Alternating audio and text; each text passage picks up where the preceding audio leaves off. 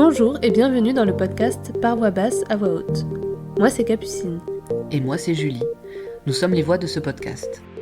Mais des voix, il n'y en aura pas que deux. Vous entendrez au fil des épisodes différentes voix venues témoigner à notre micro pour parler de leur accouchement et de leur expérience en maison de naissance. Vous retrouverez aussi des épisodes consacrés aux sages-femmes qui y travaillent. Parce qu'en effet, il n'y a pas qu'une voie pour accoucher. Il y a la voie basse, la césarienne, l'hôpital, chez soi et la maison de naissance. Ici, nous recueillons les récits de ces personnes, de ces couples, de ces familles ayant fait le choix d'accoucher en maison de naissance. Ce podcast est le premier à proposer cet espace de parole et nous espérons qu'il répondra à toutes vos interrogations à leur sujet. Alors cheminez à nos côtés vers votre plus belle rencontre. Bienvenue derrière les portes des maisons de naissance.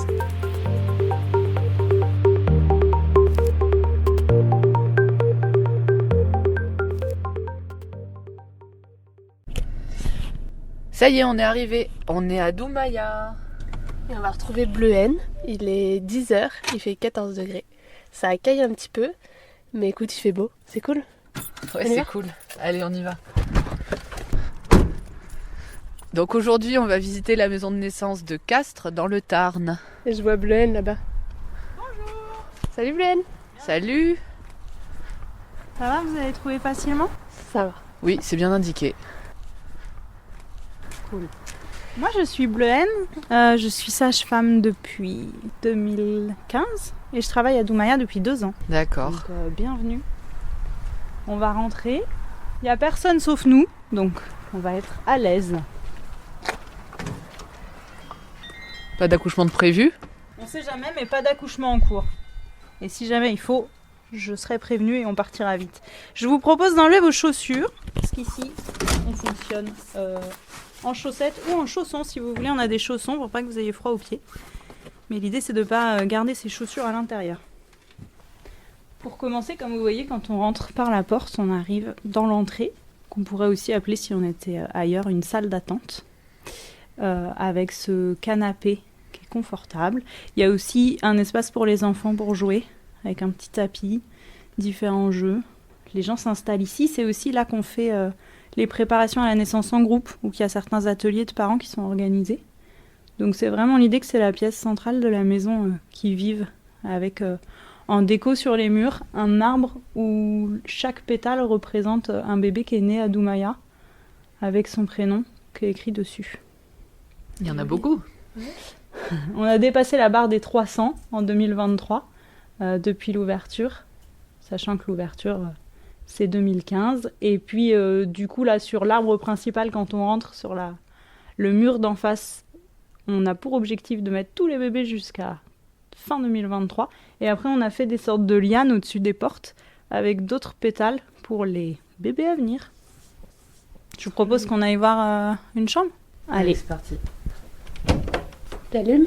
Ouais, sinon, allumer la grande lumière, tu peux allumer la petite lumière, là, la petite lampe de sel. Moi, je vais allumer la petite lampe de chevet.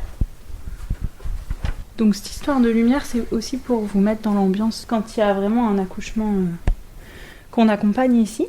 Qu'est-ce qu'il y a dans cette pièce? En fait, on a un grand lit de place, qui est un lit qui permet à la fois de se reposer pendant ou après l'accouchement. On a à côté une petite table de chevet avec une petite lampe qui est découpée de différents motifs sur l'abat-jour qui projette sur le mur.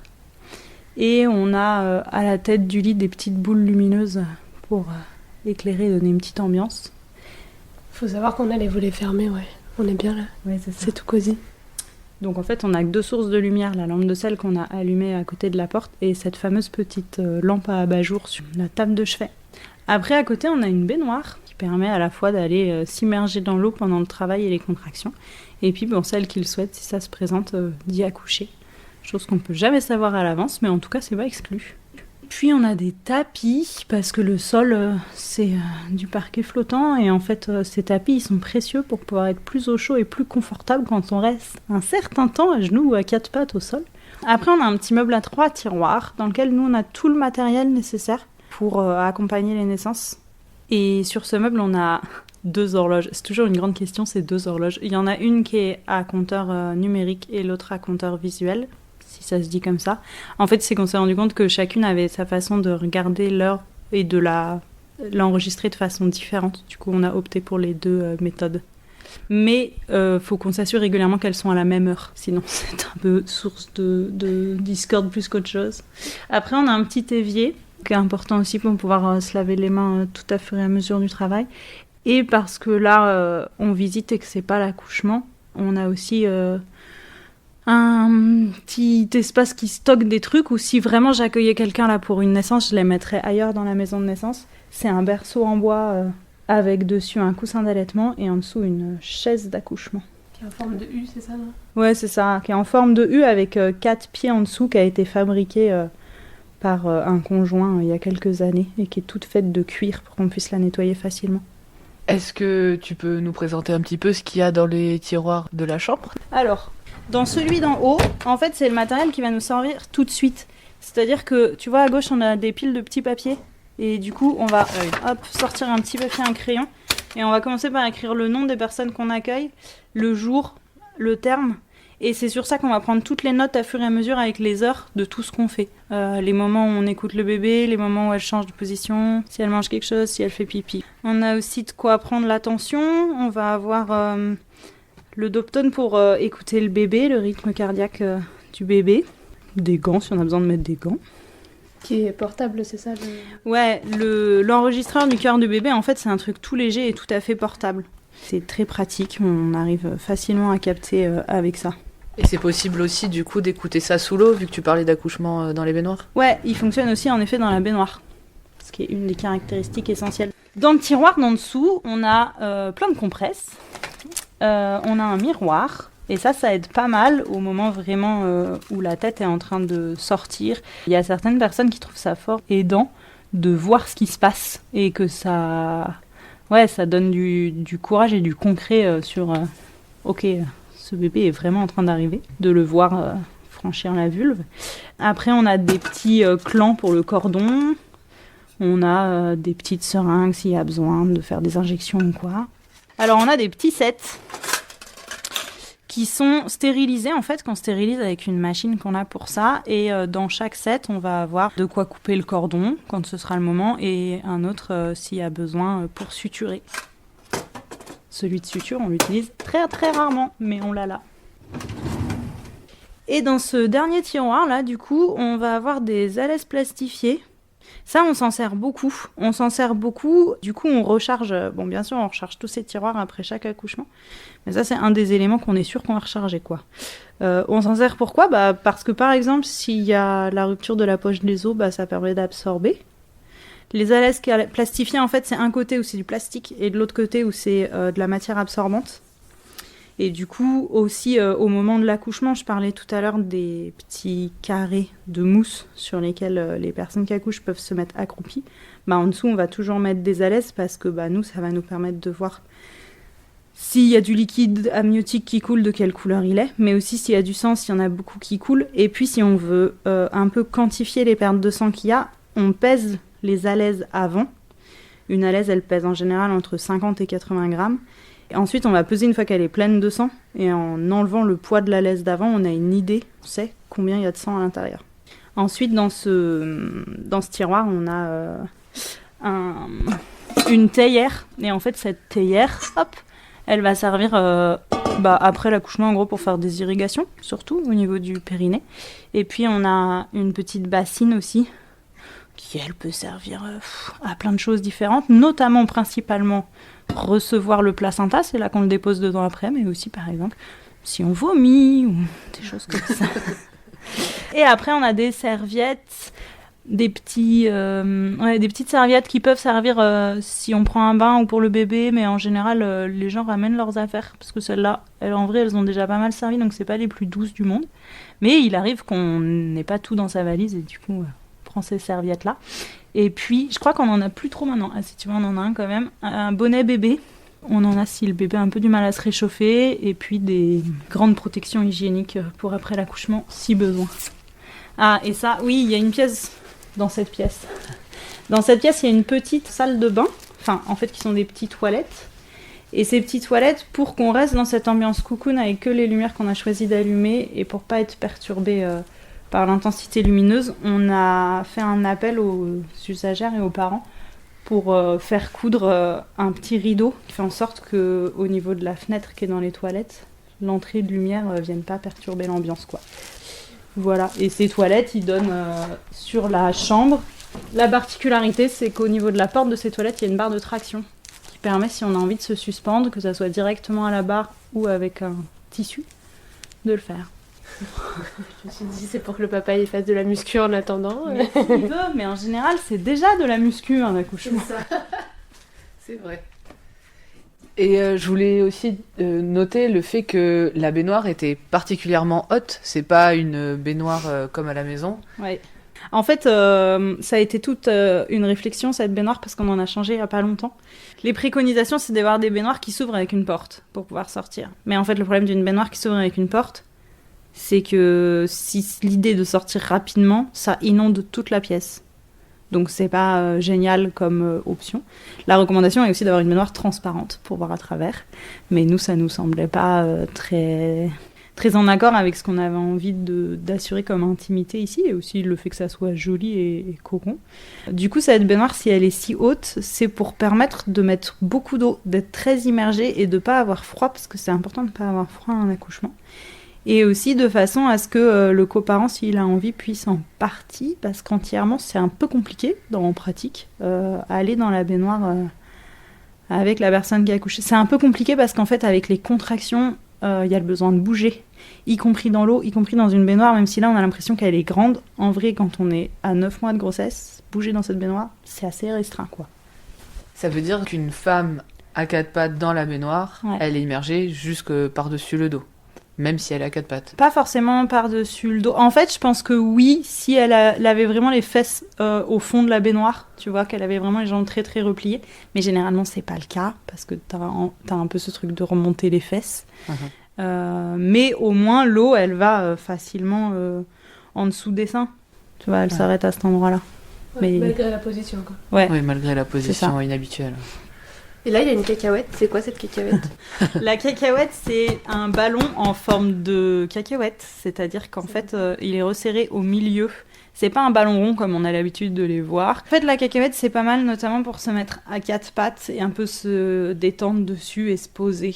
Parce que le ballon, ça a tendance à rouler. La cacahuète, un peu moins. Puis c'est un diamètre un peu plus petit, donc Ouais. ça aide aussi à la stabilité si tu veux être à genoux, j'imagine. Ouais, c'est ça. C'est vrai que le ballon, c'est souvent haut. La cacahuète, elle doit être à mi-hauteur du ballon. Ça permet d'autres positions, en fait. On alterne souvent dans la salle. On a le ballon, on a la cacahuète. On voit comme ça vient.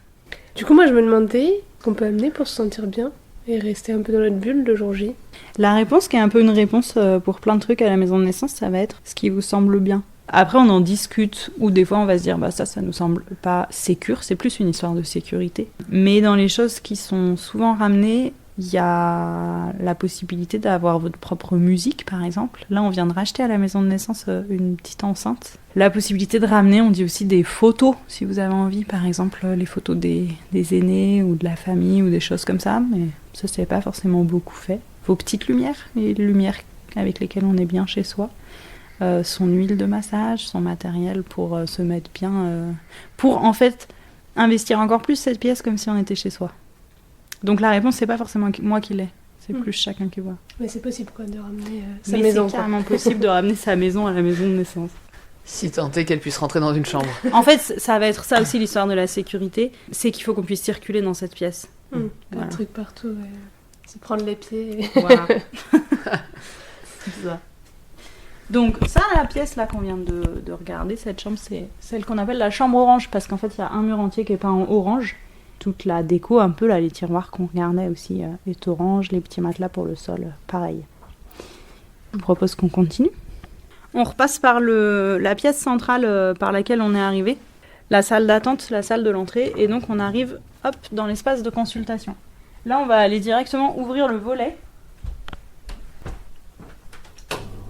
En fait, la maison de naissance, pas un lieu qui est vivant 24 heures sur 24 comparé à l'hôpital. Ça veut dire que quand on arrive, il y a toujours un moment où on va le mettre en mouvement, ouvrir les fenêtres, rallumer les chauffages si besoin. Il y a 2 pièces qui restent toujours chauffées, c'est les chambres de naissance, mais le reste pas forcément. C'est pareil quand on part le soir après nos journées de travail ici, toujours ce moment où on fait le tour, on ferme tout, on vérifie tout, quoi. Comme à la maison, quoi. C'est ça. Alors, la salle de consulte, c'est un endroit où, au centre, on a une table ronde en bois, avec autour, là, on a 4 chaises, s'il faut plus, s'il faut moins. On a une série d'étagères au mur avec des cubes de rangement à l'intérieur, des boîtes, en fait, où il y a les dossiers, ou le matériel de papeterie dont on a besoin. Il y a aussi différents trucs de sage-femme, un bassin osseux, le stéthoscope de Pinard dont se servaient nos consoeurs d'autrefois pour écouter les bébés. Et puis autour, on voit des huiles essentielles, des fleurs de bac, mais aussi des compléments alimentaires en fer pour monter les choses qui peuvent être nécessaires.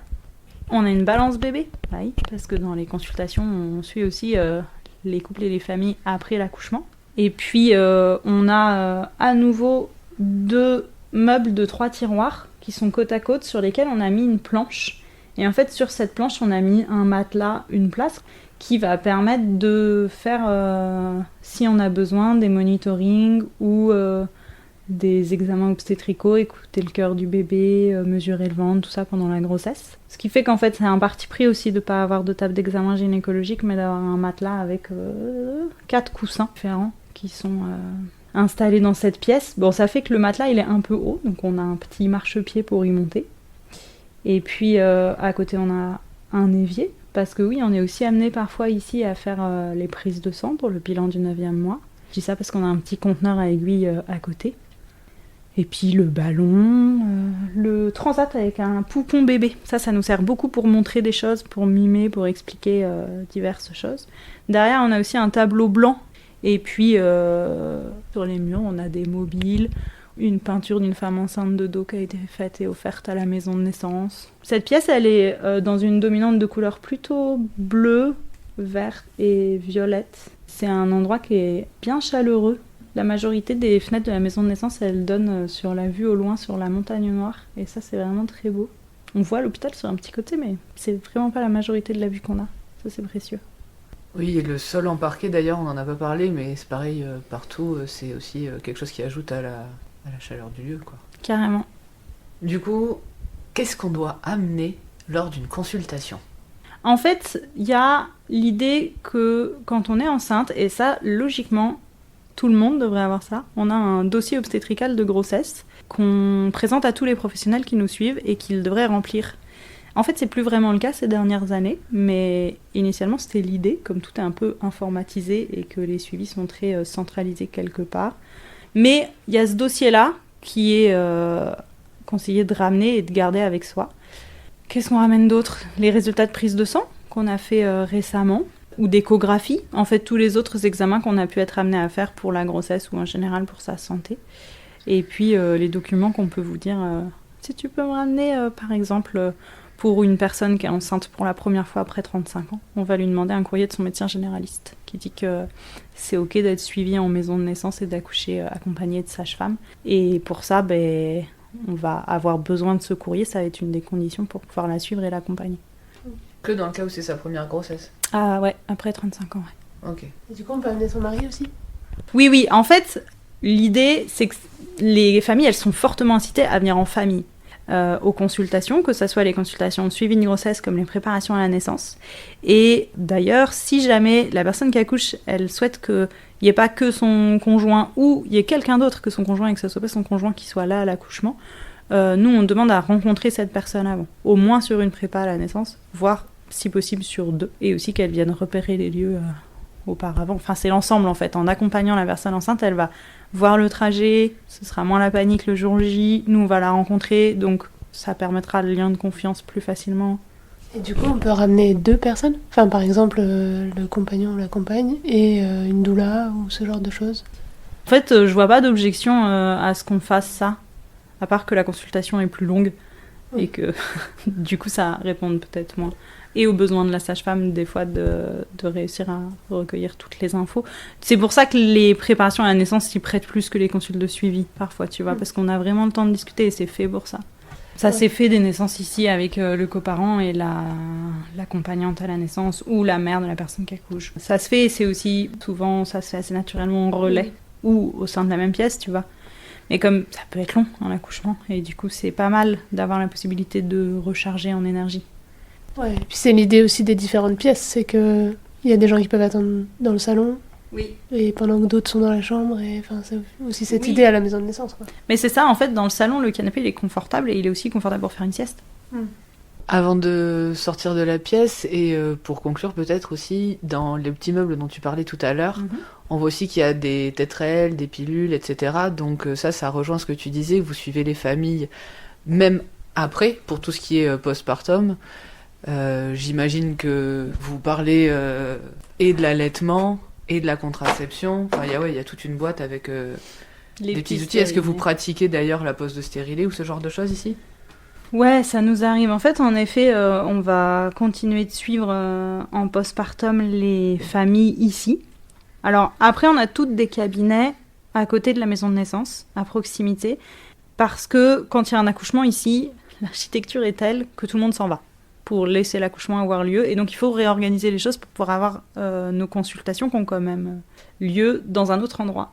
Ce qui fait que, comme on a nos consultations à nous dans les cabinets à proximité, souvent dans la pré-naissance, c'est pas toujours à la maison de naissance qu'ont lieu la suite du suivi, notamment pour la contraception, donc la pose de stérilet, donc la rééduque. Mais des fois, c'est le cas. Ça dépend des gens, ça dépend de chacune de nos cabinets, les dispos, voilà. Mais c'est pas impossible que ça ait lieu là, mais c'est pas la vocation première de la maison de naissance. D'accord, donc vois. cette boîte, c'est plus peut-être de la sensibilisation ou de Non, la ça va discussion. Ouais, c'est ça va être, comme tu dis, aussi utilisé pour discuter pendant la grossesse, à la réflexion de quel type de contraception vous voulez après, parce que la meilleure contraception, c'est quoi ? C'est peut-être la grossesse, quand on est enceinte, mais après, ça vaut le coup d'y réfléchir. Et donc, autant y réfléchir dès la grossesse, parce que souvent, c'est là qu'on est plus disponible et qu'on a plus de temps pour penser à ça. Quitte à ce que le choix évolue. Ouais, après. ça laisse les choses maturer, mais au moins on présente, tu vois. Et pas que le stérilet ou la pilule, là-dedans, tu vois, t'as aussi un diaphragme, qui est un truc qui est quand même rarement montré en démo, c'est pas mal. Et t'as en effet toutes ces tétrelles, mais ça parce que ça nous sert, c'est des bouts de sein en silicone, mais ça parce que ça nous sert vraiment à les prêter à l'usage des gens qui en ont besoin, en fait, et à les stériliser après. Et des fois, dès la naissance, on peut en avoir l'usage. Et je vois, il y a des panneaux aussi avec des couples dessinés, là. C'est des posters qui expliquent un peu de façon scientifique le rythme des contractions, les différentes positions qui peuvent être adoptées, qui peuvent soulager. Moi, c'est des illustrations que j'ai vues toutes mes études, qui sont aussi dans les hostos, qui sont aussi un peu partout. Après, ça peut servir pour donner de l'image. Là, par exemple, sur ce deuxième panneau qui concerne la grossesse, il y a l'évolution de l'embryon puis du fœtus tout au long de la grossesse, et il y a un grand schéma qui reprend les structures anatomiques qu'il y a autour du bébé. Donc ça permet de bien expliquer ce qui se passe. Et ça, c'est, je pense, un des posters qui est plus utilisé, où on va pouvoir parler des positions de travail et d'accouchement. Et donc là, il y a différentes images. Ouais, il y a plus de positions que tout à l'heure, et là, c'est des dessins en plus. Ouais, puis il y a plus de diversité dans les Ouais. corps et dans les postures. En fait, c'est un peu plus réaliste et humanisé. Du coup, c'est plus sympa. On continue ? On te suit. Alors, je vous propose qu'on continue avec la chambre bleue. C'est parti. Pareil, hop, je commence par allumer la petite lampe de sel. Et là, je vais aller à tâtons brancher ça. Il fait noir aussi. C'est ça, La petite guirlande aux boules multicolores. c'est ça. Hop là, voilà. Cette pièce, je pense que c'est celle qui a vu le plus de naissances, de la maison de naissance. Cette chambre bleue, comparée à la chambre orange où on était tout à l'heure. Je vais aussi allumer une lampe qui est au sol et qui a pareil un abat-jour qui diffuse dans toute la pièce. Qu'on n'allume pas forcément pour les naissances, mais sinon là on se voit pas, c'est pas très confortable. Pour vous dire que la pénombre au moment de la naissance, c'est une vraie pénombre où vraiment on voit pas grand-chose. Nous les sages-femmes, les parents, c'est moins grave en général. Donc on a une petite lampe torche souvent dans la poche si besoin. La baignoire ici, c'est une baignoire d'angle qui du coup prend plus de place dans la pièce et aussi est plus grande, avec dans l'angle la possibilité de s'y asseoir, notamment pour le coparent, pour être plus proche. On retrouve un grand lit de place avec les petites guirlandes, la petite guirlande de boules lumineuses. Pareil, les 3 tiroirs qu'on a détaillés tout à l'heure dans la chambre d'à côté et la petite salle de bain. Tu disais quand on est entré que c'était sans doute la chambre qui avait eu le plus de naissances. Est-ce qu'il y a une explication à ça ou... Je pense que cette baignoire en angle, elle est très attrayante. Et dans les faits ? Elle est très utilisée ou pas au final? Oui, mais en fait peut-être autant que celle d'à côté.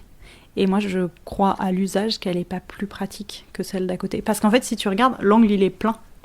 Et donc il est plein, je veux dire, c'est pas une baignoire l'angle. Donc la baignoire elle est quand même en forme de baignoire, de haricot quoi. Et du coup finalement quand t'es dans l'eau t'as pas plus de place que dans celle d'à côté. Mais elle est belle, tu vois. Ouais, elle est séduisante. Voilà.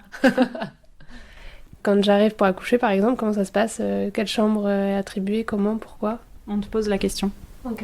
On te demande, vous voulez que je vous prépare la chambre bleue ou la chambre orange, voilà. Et du coup, c'est les familles qui choisissent. Et quand on arrive, nous, on arrive avant vous.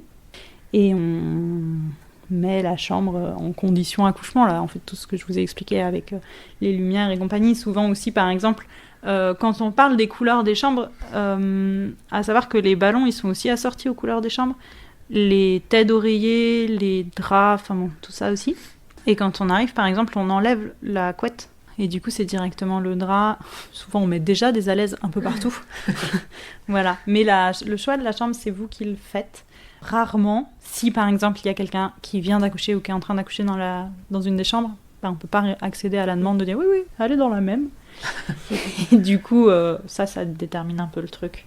Et je sais pas, peut-être que le bleu est une couleur plus plébiscitée que l'orange, tu vois, pour dire pourquoi la chambre bleue est plus... Je trouve que la baignoire, elle fait son effet, ça fait très sûr. spa. Et du coup, on a vraiment envie d'y aller, d'aller s'y blottir, quand bien même j'entends qu'elle a la même forme que l'autre au final. Oui, mais en fait, je pense que aussi ça répond à ce qu'on projette de l'accouchement C'est ça. naturel et de toute cette C'est imagerie-là. le fantasme de la naissance parfaite avec Et c'est très bien, la ça baignoire. permet le cadre pour ça. Puis après, on voit ce qui vient. Peut-être qu'on pourrait aussi aborder de ce qu'on doit amener dans notre valise Oui. le jour J. Maintenant qu'on a vu les C'est- chambres, le matériel, etc. Est-ce qu'il y a une valise particulière à faire? Est-ce que vous nous demandez d'amener quelque chose de particulier? Bah, en fait, on met à disposition un document parce que c'est plus aidant pour la préparer. Dans les choses particulières, je dirais que cette histoire d'alaise, en fait, c'est conseillé que vous en ameniez. Et c'est conseillé que les gens en amènent à la fois pour que ici on en ait dans la pièce quand ils sortent leurs affaires, et c'est celle-là qu'on va utiliser en priorité, et aussi pour que eux en aient après, pour chez eux, parce qu'en fait, comme on rentre quelques heures après la maison de naissance, on continue de saigner pas mal, et c'est utile, voilà, pour être confort chez soi. Dans les autres choses, on va avoir la teinture mère de calendula. On demande si possible de ramener donc cette teinture mère qu'on va utiliser en dilution dans la petite théière qu'on avait tout à l'heure avec de l'eau tiède pour lorsque la personne qui a accouché se lève pour la première fois après l'accouchement. On l'accompagne jusqu'aux toilettes et pour faire pipi, l'idée est de verser cette eau avec du calendula dedans pour que ça dilue l'urine si jamais ça doit aller sur des endroits où il y a des déchirures et que la peau est à vif. Et aussi que ça permette de désinfecter, cicatriser, quoi. Qu'est-ce qu'il y a d'autre comme truc particulier? La possibilité d'emmener à manger. Aussi de prendre tout ce dont on a envie pour être, comme on disait bien ici, mais notamment son plaid, ses affaires pour se sentir confort, soi et son bébé. Parce que faut pouvoir anticiper le fait qu'on repart d'ici direct. Donc dans la voiture est déjà installé le matériel pour partir avec son bébé. On l'a déjà essayé, c'est écrit en gras dans le document de valise d'accouchement. Et les habits pour le bébé quand on le sort. Genre si on est au mois de décembre, en fait, il faut aussi prévoir qu'on va le mettre au chaud dans la voiture. Et là, on parlait tout à l'heure de la baignoire. Souvent, en vrai, une femme en travail ou sur le point d'accoucher, il y a un moment, la pudeur, c'est pas très l'essentiel. Donc, elle peut aller dans la baignoire nue ou pas. Hein. Du coup, ça peut aussi être sécurisant de prévoir dans la valise d'avoir son maillot de bain. Et pour le coparent, particulièrement, s'il y a l'envie d'aller aussi dans la baignoire, ça peut être une bonne chose de l'emmener. Tout à l'heure, tu parlais de serviettes qui n'étaient pas très douces. Du coup, on conseille aux parents, enfin on leur demande de ramener pour leur bébé des serviettes pour le sécher en fait dès la naissance. C'est-à-dire que dès que le bébé va sortir, nous on a 2 serviettes à portée de main, une pour immédiatement mettre sur le bébé, et puis après en mettre une deuxième, changer en fait, pour mettre une sèche sur le bébé. Et du coup que ces serviettes elles soient le plus douces possible, avec cette histoire que oui les serviettes neuves c'est plus doux, mais il faut les avoir lavées avant, parce que on met pas un truc neuf sans l'avoir lavé avec sa lessive sur le bébé. Et aussi une serviette pour les parents en fait, voire 2 même, parce que s'il y a une sortie de baignoire, c'est pareil. L'important c'est vraiment de faire en sorte de ne pas avoir froid. Donc on sort pas de la baignoire en plein travail sans se mettre dans une serviette et bien sécher. Et du coup, c'est sympa d'avoir une serviette parèche, quoi. Du coup, me vient l'idée, puisque tu parles du bébé qui sort, et je pense aux soins. Notamment, vous avez une salle de consultation et vous avez des chambres. Ouais. Ça se passe comment pour le soin ? Alors, tout se fait ici. En fait, dans la chambre de naissance, comme ça, tu vois, tu t'arrives enceinte, en travail. Et l'idée, c'est que l'accouchement a lieu là, et on ne repart d'ici qu'avec son enfant. Enfin, si tout va bien, quoi. L'idée, c'est qu'on ressort d'ici avec son enfant pour aller dans la voiture et rentrer chez soi. Donc, il n'y a pas de changement de pièce pour aller faire des soins. Après la naissance, pendant 2 heures ou plus, le bébé reste en peau à peau avec ses parents. Et puis, à peu près au bout de 2 heures, et là, on parle de 2 heures après la délivrance. On ne parle pas de 2 heures après l'accouchement, donc ça peut être plus long. On va faire ce qu'on appelle les premiers soins au bébé. Donc, en fait, le premier examen du bébé, où on va écouter son cœur, ses poumons, tester les réflexes, prendre ses mesures, son poids, voilà, toutes ces choses-là. Et j'ai vu qu'il y avait une balance, vous déplacez la balance ici. Ouais. En fait, la balance, on la met dans l'entrée quand il y a un accouchement. Parce que si jamais à un moment on estime qu'il y a une des alaises qui est trop pleine de sang et qu'il faut qu'on aille mesurer la quantité de sang, je vais peut-être sortir la laise et aller la peser en dehors de la chambre pour aussi moi pouvoir faire mon calcul. Mais aussi si vraiment ça nous semble préoccupant la quantité de sang qui est en train de se manifester là, on la rentre la balance. Mais le reste du temps, elle est dehors parce que si elle était dans la chambre pendant l'accouchement, ça prendrait de la place, ce serait inutile. Et le bébé, vous le pesez aussi dans cette balance ? Et du coup, cette balance qui est devant la porte, dans la majorité des cas, on ne la rentre qu'au moment où on vient faire l'examen du bébé. En gros, on arrive avec 1 mètre ruban pour prendre le tour de sa taille de tête, un stéthoscope pour écouter l'auscultation et la balance. J'ai vu des balances à bout de bras. Ouais. Je sais pas si tu peux décrire ce que c'est. Ouais, mais moi c'est ce que j'ai au cabinet et en visite à domicile. En fait, c'est des balances qu'on appelle des pesons. Donc le bébé, on va le mettre dans un hamac qui est en fait un tissu où de chaque côté on va avoir passé soit des œillets, soit juste un fil. Et donc en mettant chaque œillet face à face ou chaque fil, on va le passer dans un petit crochet.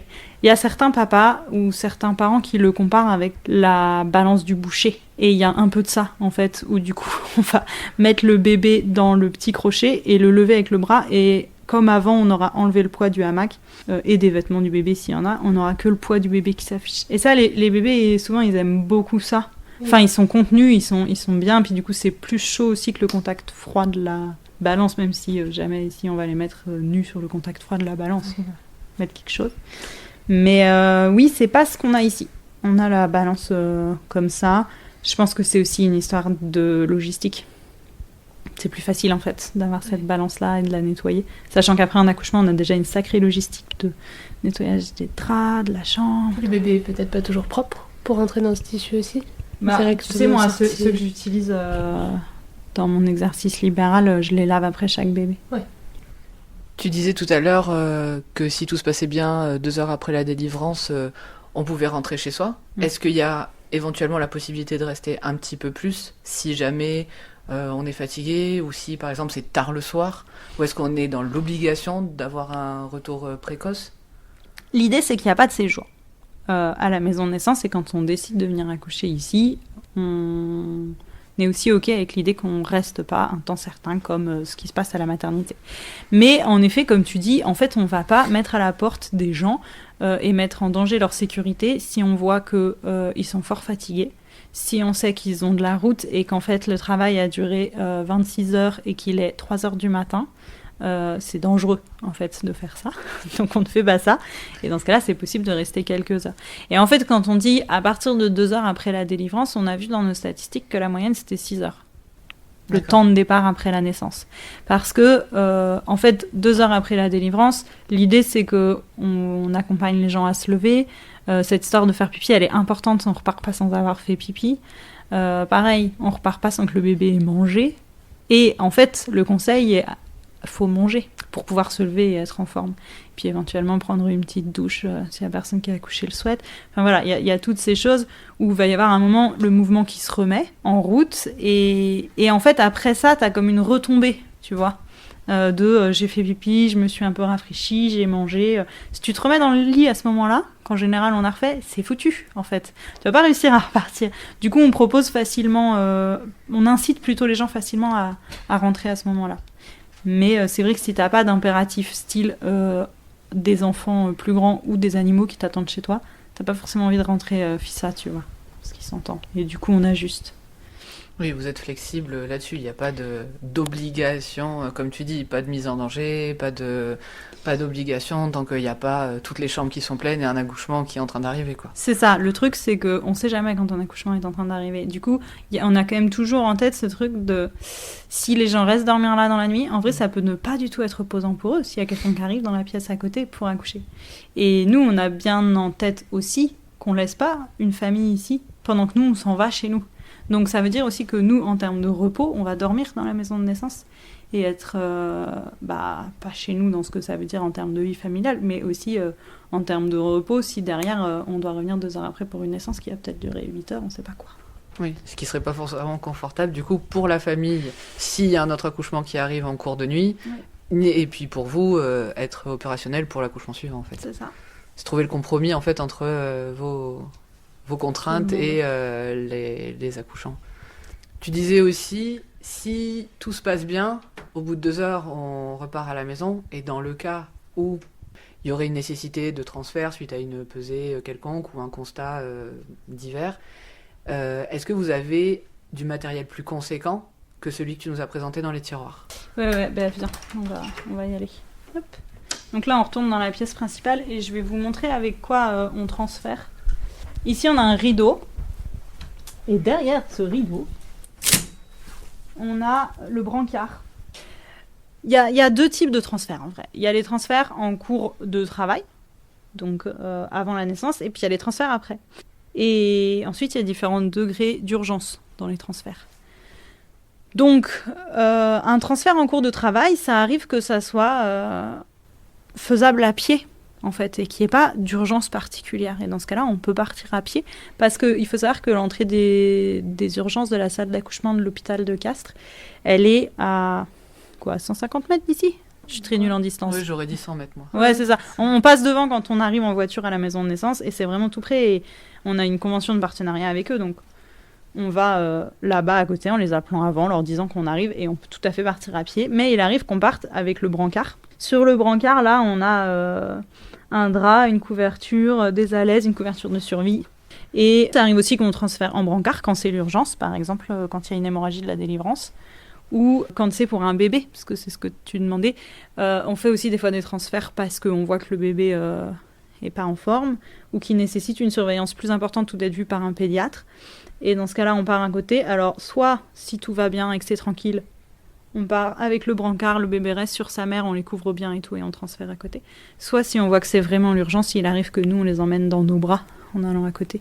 Et c'est quand même très rare, mais ça arrive. Vous n'avez pas du tout de matériel pour les bébés ici Alors si, par contre, on a un chariot d'urgence. Le chariot d'urgence, qui est dans cette pièce, qui est notre bureau à nous, en fait, quand il y a un accouchement, on le met devant la porte de la salle où a lieu la naissance, ce qui nous permet aussi à nous, n'importe quelle sage-femme qui arrive dans la maison de naissance, de savoir dans quelle chambre ça se passe. Oui. Et d'être particulièrement silencieuse à l'abord de cet endroit. Et du coup, sur ce chariot d'urgence, hop, on va avoir le nécessaire, notamment pour réanimer des bébés, avec une bouteille à oxygène, avec le néopuff, ça s'appelle. C'est-à-dire, c'est un ballon de réanimation avec un petit masque qui se met sur la bouche du bébé. Et hop, quand on se met comme ça...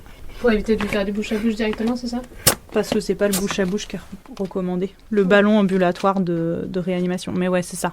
pour pouvoir l'aider en le ventilant, et tu peux du coup lui rajouter de l'oxygène dans l'air qu'il respire pour qu'il ait plus d'oxygène. Et puis ça, c'est de quoi aspirer les bébés. Si jamais on se rend compte qu'il y a trop de sécrétion et qu'il a du mal à s'en sortir de tout ce liquide amniotique qu'il a dans les voies respiratoires, on va avoir de quoi aspirer. En fait, c'est un tube où on aspire, nous, avec notre bouche ici. Et il y a un petit réservoir là, ça on le place au niveau des voies aériennes du bébé, soit dans le nez, soit dans la bouche, et du coup les mucosités elles vont dans ce petit tube, pas dans notre bouche, bien sûr. Un mouche bébé, en fait. Ouais, comme un mouche bébé, tout à fait. Ça c'est pareil, on s'en sert très très rarement, parce que maintenant c'est plus la recommandation de d'abord leur enlever la mucosité avant de réanimer. Voilà, donc en dessous en fait on va avoir des boîtes à chaque fois qui sont bien étiquetées par rapport à la situation d'urgence qu'on peut rencontrer. Donc, une de celles qu'on sert le plus, ça va être la boîte pour les hémorragies. Dans la boîte pour les hémorragies, on va avoir de quoi faire un sondage urinaire, désinfecter, des gants, de quoi faire une injection de Synto s'il y a besoin, des compresses, plein de choses diverses et variées, de quoi faire des perfs s'il faut aussi. On a une boîte entière qui s'appelle perfusion. D'ailleurs, on en a deux, perfusion 1, perfusion 2, et donc là, on a tout de quoi brancher une perfusion si c'est nécessaire, s'il y a une hémorragie en cours ou autre, et que c'est indispensable. Ensuite, on a de quoi réanimer un adulte. Et voilà, grosso modo, ce qu'on a sur cette table. Ouais, d'accord. Mais la réanimation bébé, les fois où ça arrive, c'est un peu difficile. Ce terme réanimation bébé, on va dire que c'est plus une aide au démarrage. En fait, le bébé, quand il arrive, il est encore relié au cordon. Et tant qu'il a tout ce qu'il faut qu'il lui arrive par le cordon et que le cordon bat, il arrive qu'il mette un temps certain qui nous semble être extrêmement long de l'extérieur, avant de commencer à se colorer, à bouger, à cracher un peu le liquide amniotique qu'il a. Sur ce temps-là, il n'y a pas besoin d'intervenir en fait, parce qu'il va bien. Mais si vraiment on voit qu'il n'est pas en forme, là ça vaut le coup de l'aider. Et généralement on le fait avec le bébé relié au cordon. Mais du coup relié à sa mère. Et du coup on le fait à côté des parents au sol. Donc ce chariot on le rentre, mais on sort tout le matériel nécessaire pour être à côté des parents. Voilà. Donc on a ce matériel-là, mais c'est sûr que s'il y a besoin de soins plus intensifs, on va très rapidement à côté. Et du coup, là, on est dans une nouvelle pièce. Ouais. Du coup, là, on est dans notre bureau. Notre bureau, ce qui est très central comme meuble, c'est un lit. Parce qu'en fait, c'est important qu'on puisse se reposer, notamment quand les naissances sont longues, ou comme on disait, quand les couples restent dormir. Ou quand nous, on se relaie à 2 sages-femmes auprès d'eux, que l'une prenne du repos, si par exemple elle vient d'enchaîner sa nuit difficile avec ses propres enfants, sa journée de consultation, et une naissance la nuit d'après. Il faut se reposer. Ce meuble, avec donc la banquette lit, on dort. Tout autour, il y a énormément de tiroirs et de placards. D'ailleurs, c'est un meuble qui nous a été fait par un couple fabricant de meubles en bois qui l'a offert à Doumaya. Avant, c'était des petites étagères un peu branlantes. Et ça déborde de matériel médical. Notamment ce qu'on a vu avant, quoi. C'est-à-dire les alaises, de l'argile blanche, des compresses, des boules de coton, les gants et, si nécessaire, le matériel de soutien à l'allaitement tel que les tire-laits et compagnie. Et en bas, on va plus avoir le matériel donc sous la banquette. Les tire-laits, le plan de bébé, les perfusions, les sondes. Tout est écrit dessus avec des petites étiquettes pour qu'on retrouve vite le matériel dont on a besoin rapidement. En tout cas, c'est bien organisé. Ouais, c'est bien organisé. Et 2 fois par an à Doumaya, on fait le grand ménage. Et le grand ménage, c'est aussi un moment où on vide tous les tiroirs, on vérifie tout et on remet tout en place. De toute façon, il y en a une d'entre nous qui est chargée des péremptions et des stocks, notamment sur le chariot de Réa, là, que je viens de vous montrer. Donc elle vérifie tout à chaque fois. Ça, c'est quoi? C'est de manière hebdomadaire, mensuelle? À quel rythme elle fait ça, Anna? Je pense au moins tous les 15 jours. Ah oui, c'est très fréquent. Ouais. Et du coup, vous êtes combien de sages-femmes à travailler ici? Alors, on est 6 sages-femmes à travailler dans l'accompagnement des accouchements. Et en fait, on est 7 dans l'équipe. Il y a une collègue, donc Anna, qui gère les péremptions, les stocks et aussi plein de choses administratives et compta, sans qui ça ne tournerait pas. Mais de toute façon, en fait, à côté de tout le travail médical qu'on fait en présence des parents, il y a une grosse part de notre travail qui est de l'ordre de l'organisation, des réunions et aussi une part bénévole en vrai, parce que Doumaya est une association. Donc Anna, par exemple, c'est une sage-femme de l'ombre que les couples connaissent pas forcément, mais dont la part du travail est assez essentielle. De toute façon, les heures qu'on passe à faire du travail administratif ou de liaison est essentielle. Derrière toi, je vois qu'il y a l'armoire à pharmacie dont on n'a pas parlé.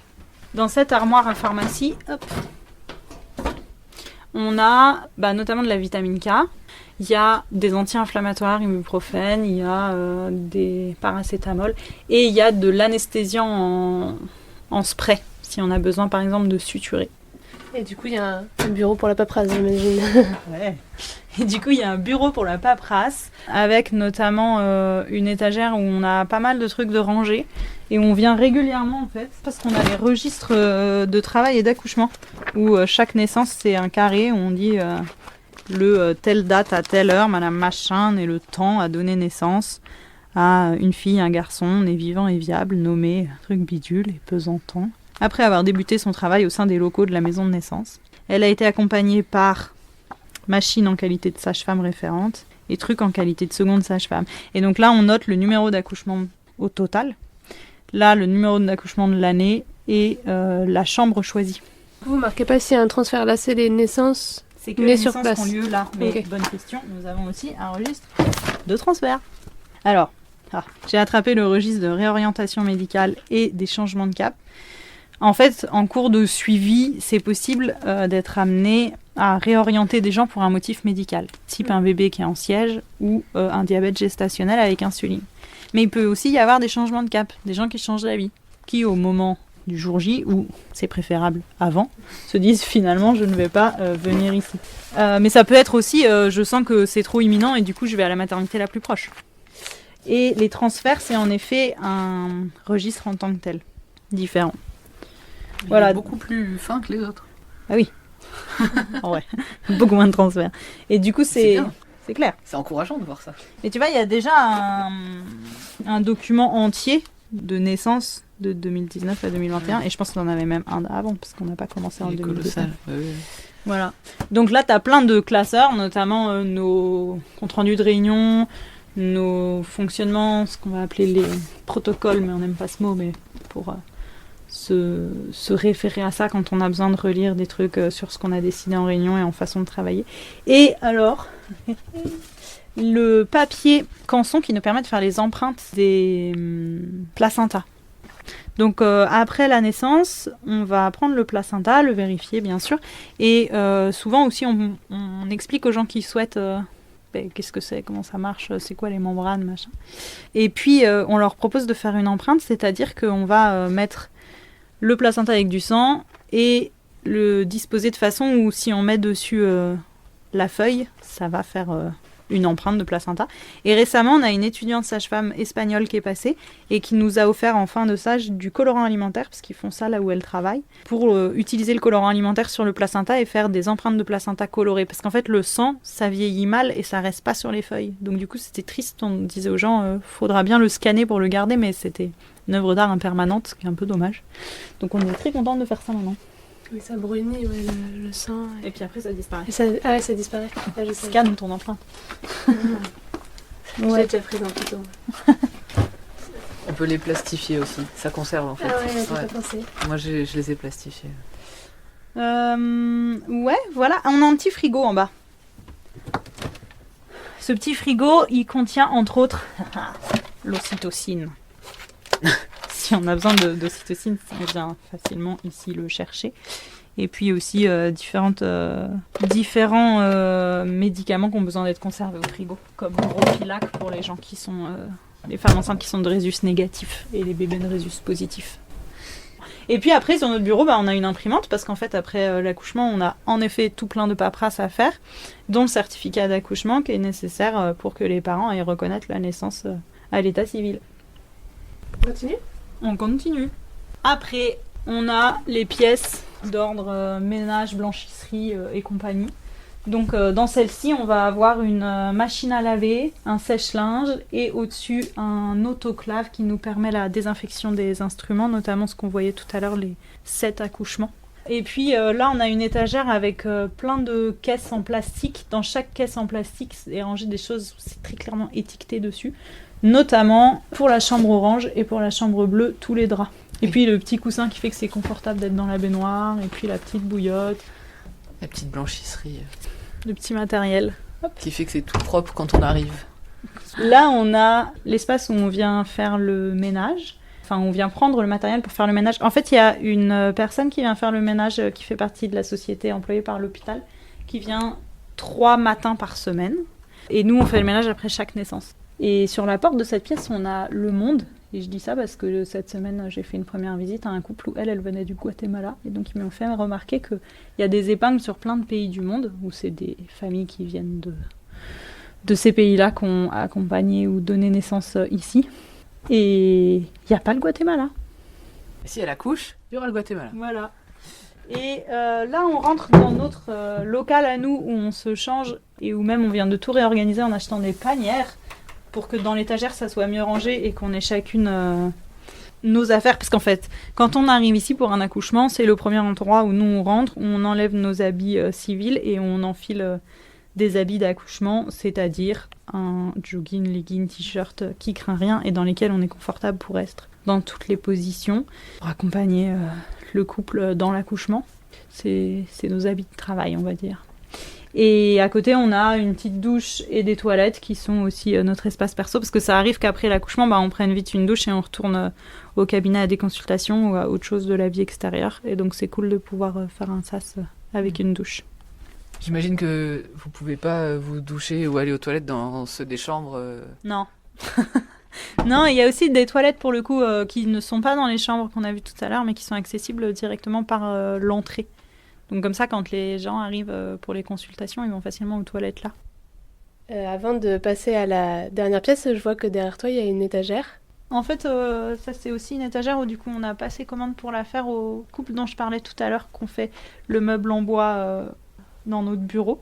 Et du coup, c'est une étagère qui est faite pour à la fois stocker des livres qu'on peut emprunter en mode bibliothèque en écrivant sur le bord de l'étagère j'emprunte ce livre et je le ramènerai quand j'aurai fini de le lire.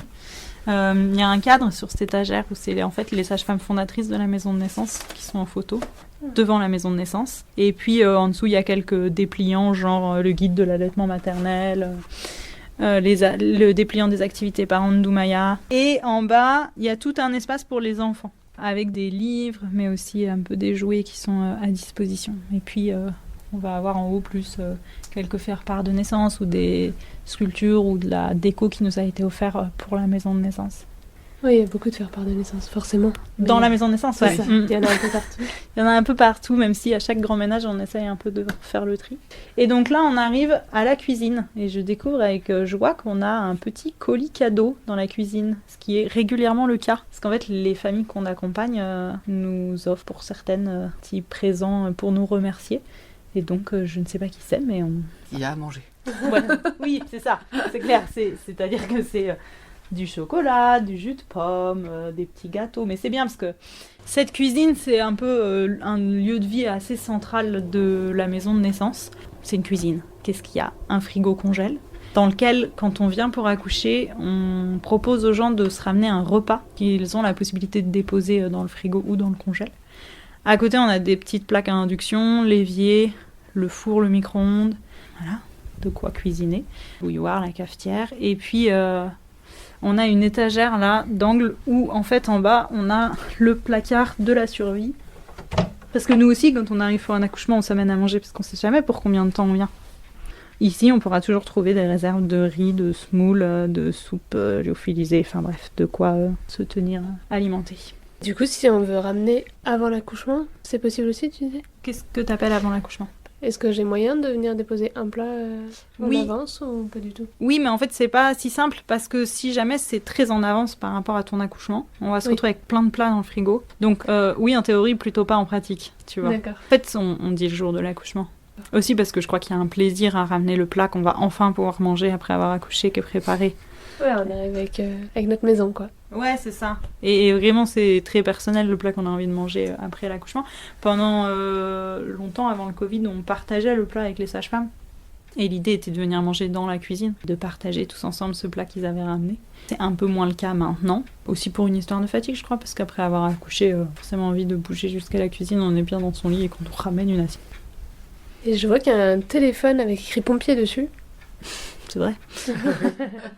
Il y a un téléphone avec écrit pompier parce qu'en fait, à partir du moment où tu es une structure qui accueille du public, tu es obligé d'avoir tous les numéros d'urgence. C'est-à-dire qu'il y a écrit au-dessus tous les contacts de l'hôpital, genre le PC sécurité, la pharmacie, le labo. Et si tu dois appeler en urgence la salle d'accouchement pour annoncer un transfert, tu peux utiliser ce téléphone pour le faire. Et ensuite, en fait, il y a une table centrale de cuisine, qui est en vrai la table de chez mes grands-parents, et qui va être entourée par une banquette. Et en fait, cette banquette, elle nous sert aussi à faire des siestes. On dirait qu'on fait que la sieste. Mais non. Elle nous sert aussi à se réunir. C'est autour de cette table qu'on fait les réunions. Et en fait, en dessous, si tu regardes en dessous de là où tu t'es assise, on va avoir des rangements. Mais du coup, ces rangements, ils sont précieux parce qu'il y a plein de choses. Notamment pour la déco, pour l'entretien, les piles, enfin, bref, tout ce qu'il y a dans une maison qu'il faut stocker quelque part. Et du coup, c'est stocké là. En fait, vous faites beaucoup la sieste sur des lits qui servent à stocker. C'est possible. C'est assez optimisé tout ça. Mais c'est super parce que ça se voit pas et tout reste très joli en fait et très accueillant.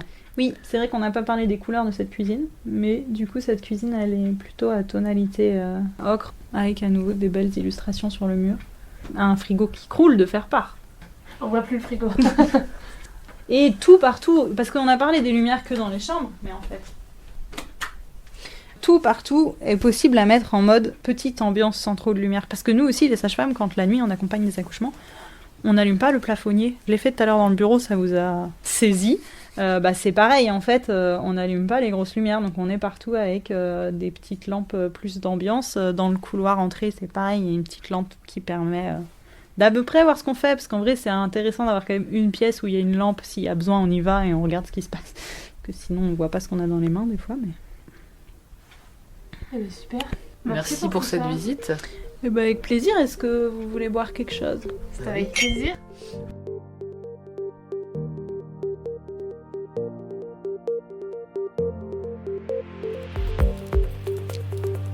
Vous venez d'écouter le podcast Par voix basse à voix haute. Si vous avez aimé cet épisode, partagez-le autour de vous. C'est le meilleur moyen pour notre podcast de rester visible. N'hésitez pas à vous abonner si vous voulez être notifié des prochains épisodes. Merci encore d'être là avec nous et d'écouter ces moments de vie uniques et intenses. À la semaine prochaine pour un nouvel épisode. Et n'oubliez pas, il n'y a pas de bon accouchement. L'histoire qui compte, c'est votre rencontre.